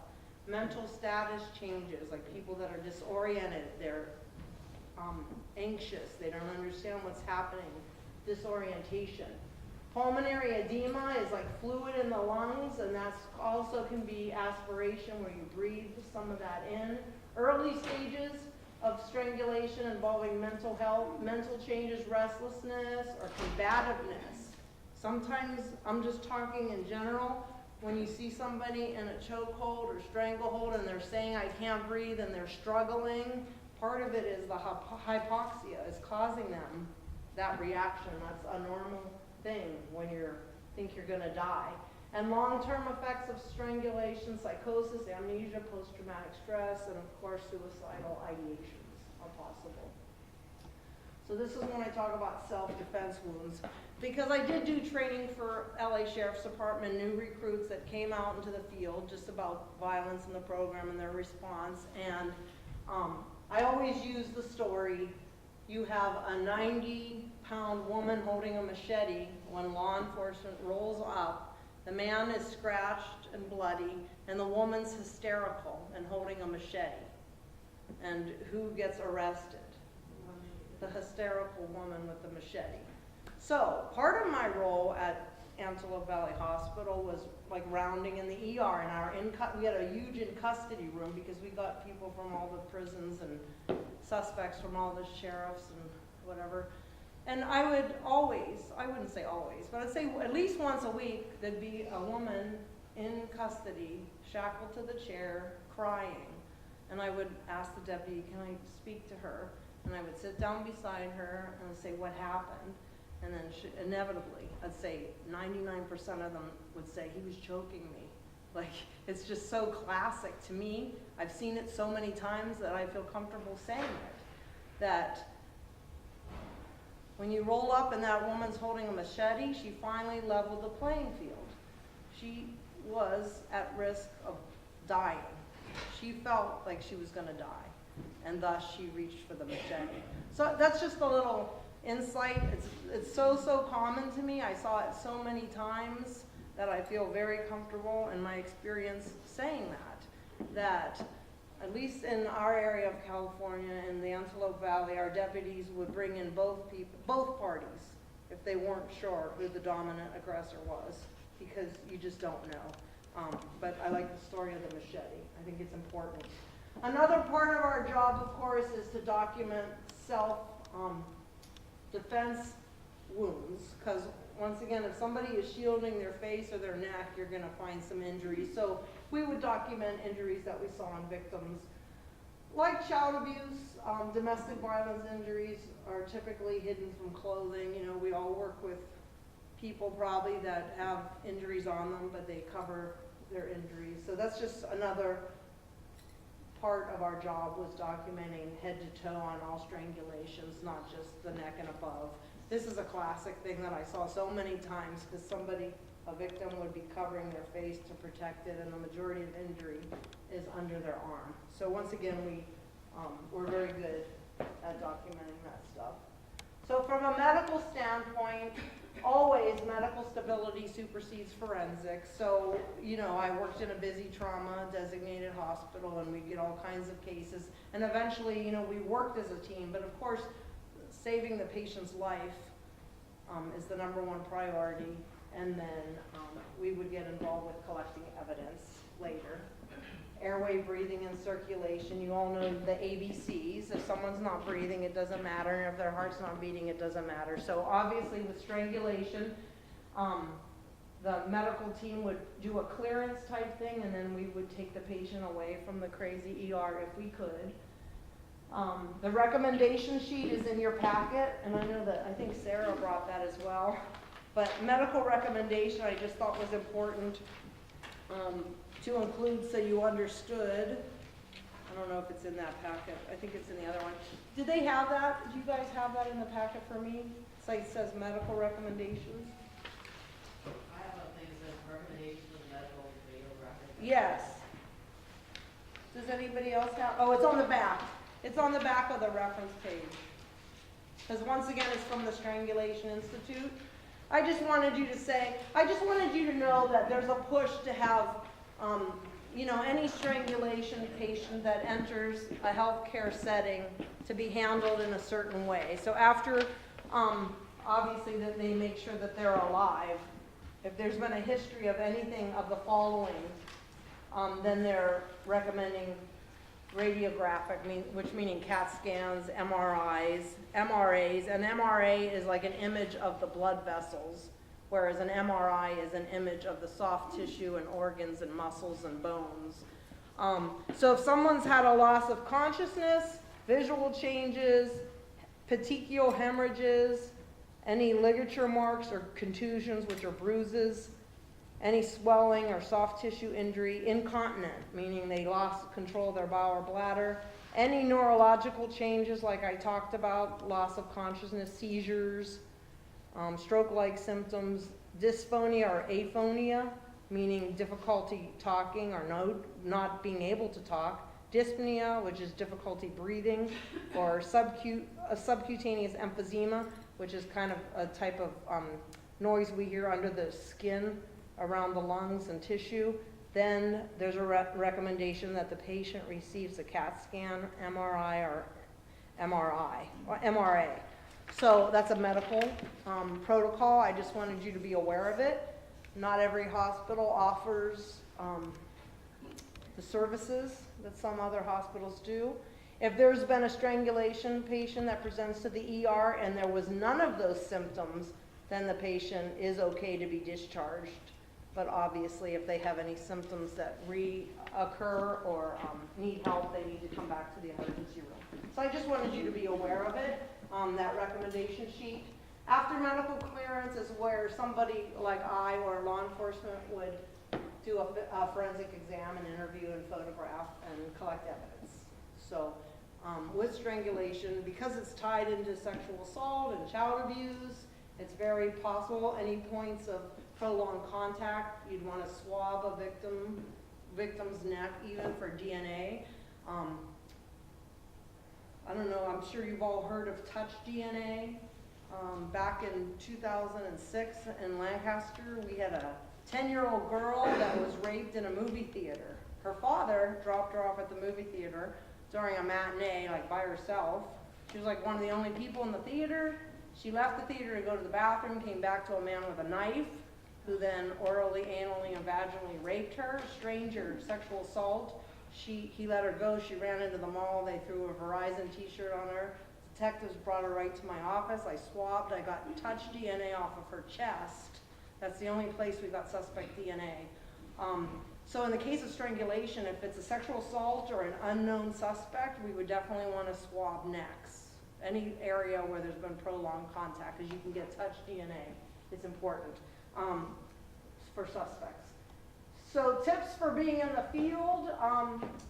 The victim may have altered level of consciousness from hypoxia. Hypoxia is low oxygenation. When somebody's not getting good oxygen, they will have an altered level of consciousness, anywhere from confusion, disorientation, amnesia, all the way to losing consciousness. And like I alluded to earlier, I've had victims tell me they woke up to the suspect giving them mouth-to-mouth resuscitation. Those kind of things need to be documented. Alice's case, which I shared at the beginning, one of the prior episodes with Mr. Wilson was he had strangled her and she woke up, no, he had dumped her in the swimming pool and held her head underwater and she woke up in the shower. So you can have altered level of consciousness for a number of reasons, from lack of oxygen. Those kind of things should be noted. If the patient is anxious, agitated, combative, those kind of things could be explained. It's not always drugs and alcohol. It's not always they had a seizure. They can be explained by lack of oxygen delivery to the brain. It makes people a little crazy. We need to insist that the patient be seen by medical. Like that 911 call, we shouldn't ask them, do you want a paramedic? No, we just need to call the paramedic for them. They're not thinking straight. They need to be evaluated. 911 tapes are huge evidence. You know, there was one classic one that's on here. I should have found it, but it was a suspect calling in and saying he tried to kill his wife 4 different ways and she just won't die. I mean, it's a true 911 tape. So 911 calls from victims, not only it can show that they can't breathe or have difficulty breathing, or they, you know, those things are important from kids. Record, obviously, if you can, your interview, like physically record your interview with a victim. And 50% of strangulation victims experience voice changes. So documentation of that can be important. It's hard to say because you may not have a recording of them without laryngitis or without the raspy voice, but it is important, especially if you can record them later and show that they were hoarse at the time. That's a sign. Victims may not understand the danger and of what they just experienced, and they may be unwilling to go get help, but part of advocacy role and law enforcement role is encouraging them to be checked out. It's important. Treat your strangulation cases seriously. We tend not to do that. Oh, there it is, there's the seriously. Sorry, I knew it was there. Okay, so treat them seriously. Start by changing your own vocabulary and using strangled, not choked. That was part of the reason why we're here today. Question the method and or manner. This other handout that I gave you was something that my Detective Smith developed in the field because he was having his deputies use it to have the victim. Part of this is, you know the victim's going to be recanting in 72 hours. So by getting them in the field to circle the way it happened to them is great evidence. Have them circle it and sign their name to it. And then his way of getting the deputies to participate was to have kind of like this little checklist at the bottom. So it was kind of great, really, that he was having his law enforcement. We know that, we just saw the tip of the patients out in the field that were reporting strangulation, the one that we as forensic nurses could get our hands on. So this was a tool that law enforcement was using in Lancaster, and it was pretty effective. Ask the victim to describe how they were strangled, one hand, two hand. That kind of goes with that saying, there's strangleholds and there's a C cup, there's two-handed, there's one-handed, there's from behind. What better way to send a message to somebody but standing in their face and you are watching them literally go out? That's pretty powerful. So we want to know how they were. Document points of contact. Photograph the area where the assault occurred. I think that's important, just evidence-wise. There's that little flyer. That's an important tool, I think. Establishing motive, intent, and minimizing recantations.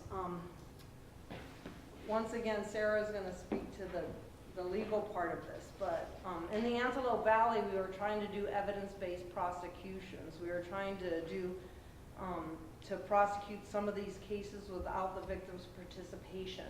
So the more evidence we got up front, the better really for the patient. And it wasn't really about so much justice, but it was giving the victim time to get help and get out of a dangerous situation. So the felony strangulation laws are different in California than Oregon. But we found all this evidence was very important in building cases and prosecuting.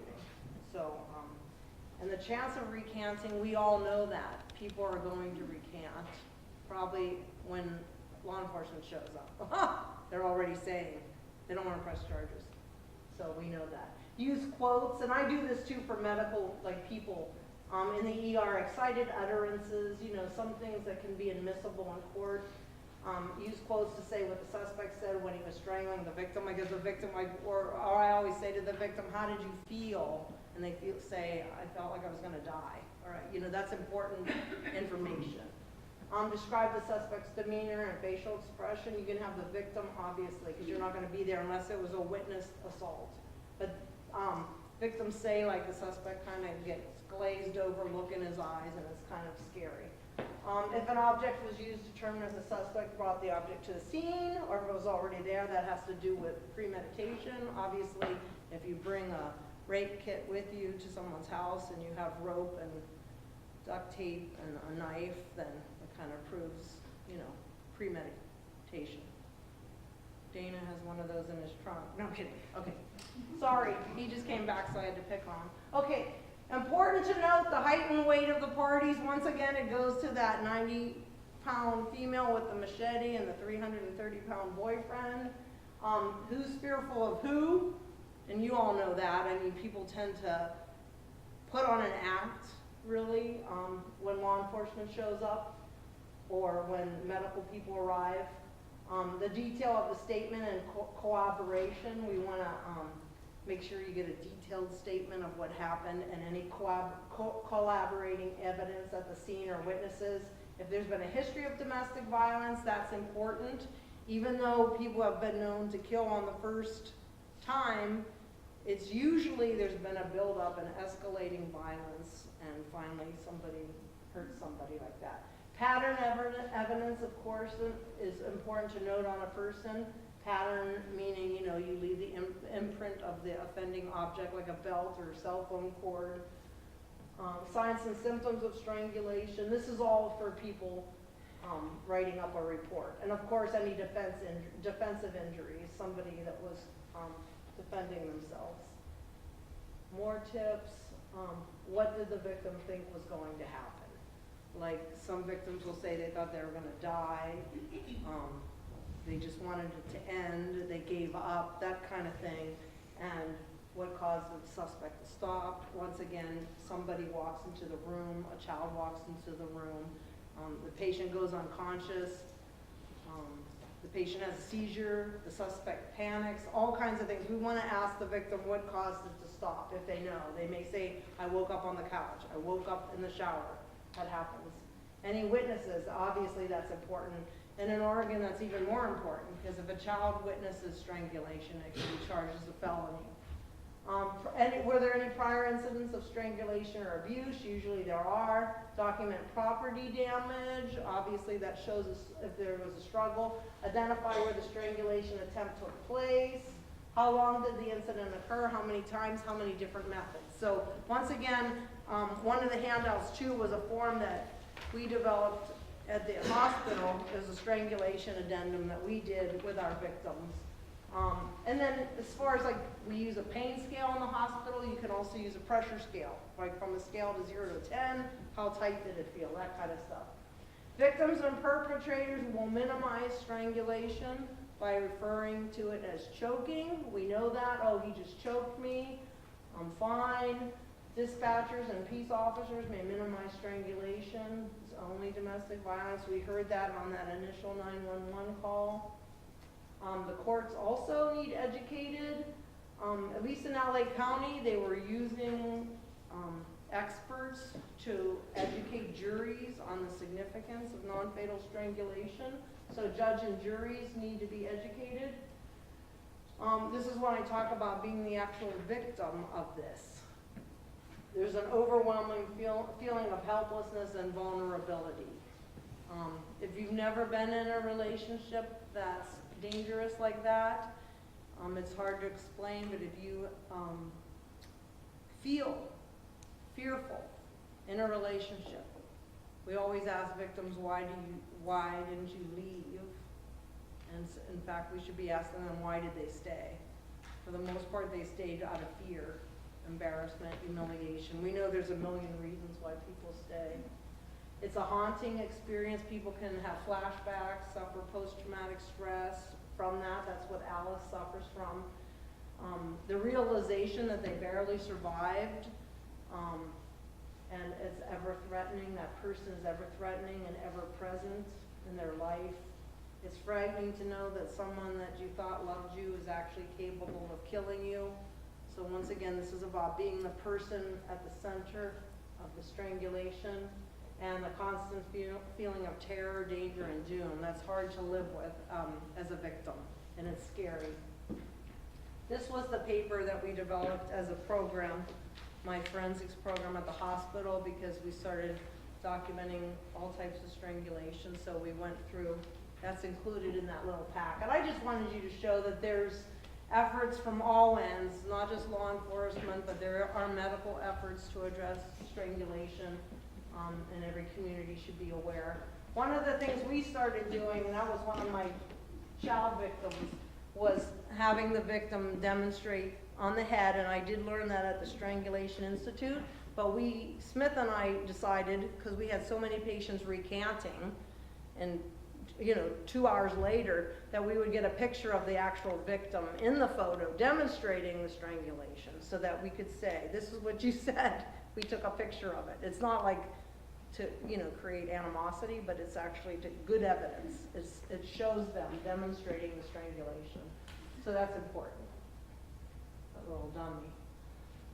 So this is another case I wanted to share with you because it shows the collaboration that happens. So I was in the ER one day, and we had like 3 big trauma bays, and I had a woman come in 36-year-old woman that had jumped out of a moving vehicle on Palmdale Boulevard. So she has a head injury, she has signs of strangulation, she's unconscious really, but she's breathing. So she's treated as a trauma. She has road rash. She has road rash over most of her side of her body. So, you know, they call me because of the circumstances. And so I just started. She was breathing. She went through CAT scans and all that. And we're just waiting for her to kind of wake up. And so I started taking pictures because if she would die, you know, so it was part of the medical treatment, really. So pictures, documenting what I saw and seen. And then I had my detective, two of my detective buddies show up because, you know, it's a kind of high profile case. And they pulled me aside and they said, Mary, she's a prostitute. And I'm like, who cares? I'm a prostitute. Like what does that have to do with it? And I'm not dissing law enforcement. This is what we tend to do as a society. If someone's life is less valuable than we think somebody's life is less valuable than somebody else's, we tend to minimize their life. And in reality, it could be anybody. It could be your daughter, it could be your mother, it could be your sister. So we do care. And so as the patient started to come to, we get this story with law enforcement. She was living in a home, renting a room from a man who wanted to be more than her landlord. He wanted to be, you know, her significant other, baby mama. And she told me that he never came into her room. And she was on the treadmill, working out on the treadmill, and he laid across her bed. And then she got like the chills, she got the goosebumps, and she's like, something's not right. So she got off the treadmill, and next thing you know, he had his hands around her neck, and she went unconscious. When she came to, he was dragging her through the house into the garage, and he realized that she was alive, and he banged her head against the concrete while he strangled her again. Next thing she knows, she's in a vehicle going down Palmdale Boulevard, and she opens the door and jumps out at 55 miles an hour. So that's how she came into the emergency room as a trauma. So before she came to, and when she came to, obviously she had petechial hemorrhaging, not just from the strangulation, but from the blunt force trauma to her head. She was incontinent, that's part of the evidence. She had peed and pooped herself. So of course, you know, I took pictures of that and bagged it as evidence. And then she had injury consistent with strangulation because she told me he had his hands around my neck and he was banging my head against the concrete. The idea of this is, prior to having a program like mine in that emergency room, it would have been filed probably as a misdemeanor. He did end up taking a plea deal and got 15 years. The point is, it shows the value of like medical people being aware of the danger of strangulation and having law enforcement educated and a judicial system that's capable of taking these cases seriously. We all know that domestic violence happens, and it happens more often than we want to admit as a community. But we do need to have a collaboration in a community that addresses the needs of victims when they arrive. And just so you know, advocacy obviously was involved. So that was a big deal for us because it showed that the system was working finally for victims. Unlike when Alice came in, there was a delay in getting her help. So to me, it was important. So also, from a medical role, we want first responders to identify patients in the field, and we also want people to encourage people to go in and be medically cleared, to be checked out. It's important. Forensic documentation is important if you want to build a case, a good case. It helps. They say that juries like nurses. I don't know why, no kidding. But it does help to have somebody that documented injury. A good follow-up with advocacy is important. The medical role also helps to supplement law enforcement's case, and it helps to hold the perpetrators accountable. So now I wanted to play that 911 call again, and then we're going to talk about it. And if it doesn't work again, I'm going to cry. Can you see that up there, what I'm doing? No.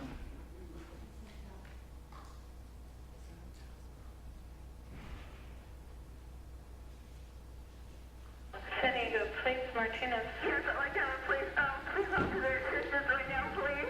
Where? It's in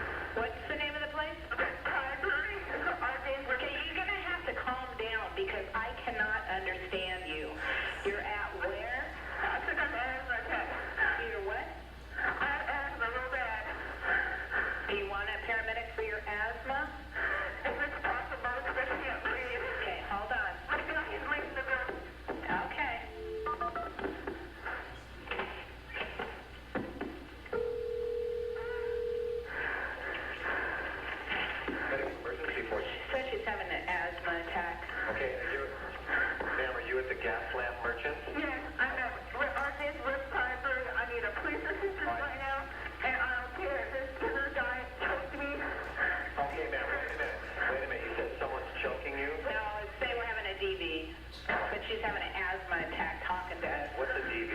It's domestic violence. He pushed her. Ma'am? Yeah. Okay, where's the person that pushed you? Okay, I mean, I know that most of you got it from the beginning, but I hope that some of this information helped to emphasize the fact that the system needs educated and people need educated about the dangers. So was there anything different that you noticed after hearing it again the second time? Or was it pretty much the same response that you had? I could see people's faces. Nobody wants a lint brush, apparently. No, I'm just kidding. Yes, you're gonna get one for sure. You've been very... Anyway, it just really exasperated everything that she'd been sharing. I mean, her voice was raspy. She was having trouble breathing. She kept saying what was going on, and it was being minimalized constantly. And I mean, it was such a strong call for help. Yes, yes. Yes. In spite of the, obviousness of the lack of training and some of that, if I was that dispatcher, very hard to understand some of it, just to hear some of it, because the gal's having difficulty communicating. She has just been choked. She is excited. There's a lot of things going on, and then it's not the greatest high definition, communication device either. So I do sympathize to some degree with the tremendous challenge that it is to try to get from an excited, traumatized person what they're saying, where they're at, what exactly happened. That's huge, and I respect them for as much as they can do. Right. And that is a great point. And I was just talking about this yesterday at work. When I worked labor and delivery, sometimes I had to physically grab the patient's face and say, stop, because they were just so hysterical. So, I mean, at some point, yes, you do have to be, okay, focus. I get that point. I think more of her tone and kind of sarcastic response versus, but I understand you have to get somebody focused. Yes. She wasn't compassionate. Yeah, She's she very lacked cold. empathy, yes. And sometimes, and I can say that from being in a role in life or a position where you deal with trauma every single day, there is you have to build up some type of wall or you will go crazy. And that was part of my problem. I did go crazy. But I mean, you just have to, at some point, yeah, it is, I never lost empathy, but you have to you do have to, yeah, it's tough position. Yes. That has made me realize just how lucky we are here in Curry County with our EMS dispatch and police, because as an EMS provider, I receive all these calls. I mean, I hear them, and our dispatchers are so good. Oh, good. At number one, getting help through the police or us immediately to the scene. There is no, I just think of some of our dispatchers right now that would have never even went where that one went. But that's just our area. Right. Can't speak for everybody else. Well, that's reassuring. I mean, that's good to know. Yes. Does anybody else have any comments about that?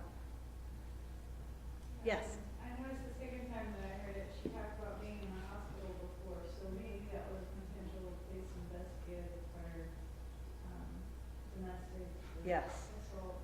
And that is the value of these calls as evidence, really, because they're chock full of stuff. She was having difficulty breathing. She reported this. She reported that. I mean, and it's a red flag to the responding officer. If you're in law enforcement, wouldn't you like to know that you're responding to the scene of a strangulation versus an asthma attack, or it just adds to the. We all know that officer involved shootings and events like that, or a lot of times domestic violence, and you don't hear it reported on the news as domestic violence, really. If you listen to news stories, for some reason, they don't use the terms that, you know, this is a familiar relationship. You know, like, just like with sexual assault, the headline-making cases usually aren't the family-related cases, which are the most prominent or the most prevalent. It is the stranger rapes that make headlines. Whereas the majority of cases involve somebody that you know and love, you know. So it's kind of like a, yeah, yes. When you were mentioning the woman was a prostitute, just made me think back about how many people in the sex trade were victims to begin with, as children or during their adolescence. Yes. So to devalue that person is just inflicting more harm. Exactly, yes. Come yes. on, Lynn Rush. You know, I have a legitimate question. As an EMS provider, if I get to the scene and it's pretty obvious we have this, are we allowed, maybe you know that, to take pictures? Do we even attempt to do this? Are we overstepping our bounds? You can, but how we would do this through either their disclosure or you know, because you might take them, not as an evidence of law enforcement officer, hopefully you take them as being medical providers or help train the other people around later. But if we know they exist, we can get them later on. But if you're taking them to law enforcement investigators, then no, it must be some law and consent from them. But if you're gonna share with other EMS workers, hey, as strangulation, we had to innovate halfway here, this is what it looked like, and that's for you guys to have, but we can get it later. I know we're all trying to wait for law enforcement because this is a very volatile situation for many of us. I'm an hour from him. So, you know, it's kind of a tricky. You were dispatched to an asthma attack, so you got there before. Yeah, you got there. Congratulations. Yeah, but that's a question that I've had given to me before, because I would present, it's AMR, like our big ambulance service down there, I would present to first responders and they would always ask. And then I'd have law enforcement. I mean, with the patient's consent, to take some pictures and not upload them to Facebook or wherever. But yeah, for the purpose of your medical documentation, and then later they could be, I would assume, yes. So from a prosecution perspective, you're going to hear lots more from me Yes. today from that perspective. But I would say, so I'm a U.S. Mountain Research prosecutor, my history is as a prosecutor. I would say, absolutely you can take photographs. They would become part of the medical file. So then when we're looking at, can we access those later, then we're looking at an issue of getting a medical release in order to utilize those photos and for purposes of a prosecution. But for purposes of building a medical file, I think that's fantastic on a couple different levels. One, it creates this medical history for the victim. Two, it creates, when we're looking at the prosecution abilities, a different hearsay exception in terms of for purposes of medical treatment, those photographs are being taken. And three, it creates also a timeline, because if you're taking photographs initially at the scene and maybe the injuries are relatively minor, or there's different marks, or there's an initial reddening that is seen from sort of a pressure point, that is a red mark that's going to stay. Photographs that you're taking initially compared to then the photographs that law enforcement is taking later down the line and potentially follow-up photos the next day, that gives a really great progression of what that injury looks like. So I think the big thing just becomes, how do we get the photographs? And that becomes a signing of medical release forms, which you'll also hear me talk about later today. But I would say, yes, it would be my short answer. That's great, that's great, yeah. And I mean, my whole program was hospital-based. The photos we were taking were forensic purposes, medical and forensic, but we had the patient sign a release, and then they were obtainable by subpoena or from the defense usually, but we'd always give up our photos, yes. If that case does end up going to trial, you can expect to get a subpoena to come and testify about the pictures. Yes, and that's kind of intimidating to people too, I think. That's another reason why people are reluctant sometimes to get involved, even lay people, you know, in cases, so.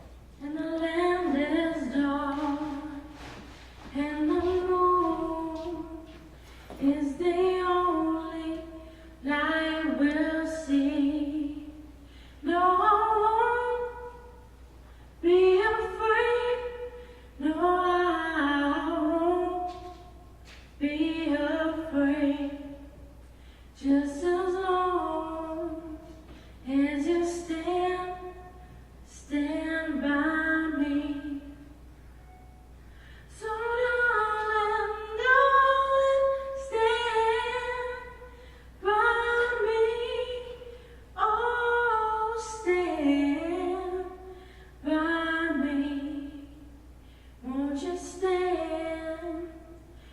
Won't you stand by me?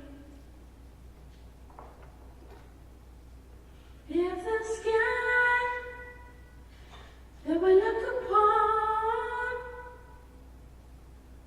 should tumble and fall, all the mountains should crumble to the sea, I won't cry, I won't cry, no, I won't shed a tear, just as long as you stand by me.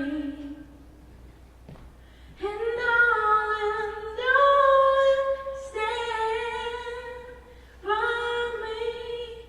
Oh, stand by me. Won't you stand? Won't you stand by me? I like that tape because obviously it goes in reverse, but we all know. Oh, now it won't stop. We all know that we create problems at home and then release it into society. So we have to break the cycle. That's what it's all about, really. So, I think you can eat, I think, right? Not yet. Oh! I do have one more. Sorry, I'm done. That's it. And we have a drink. Thank you. Thank you, babe.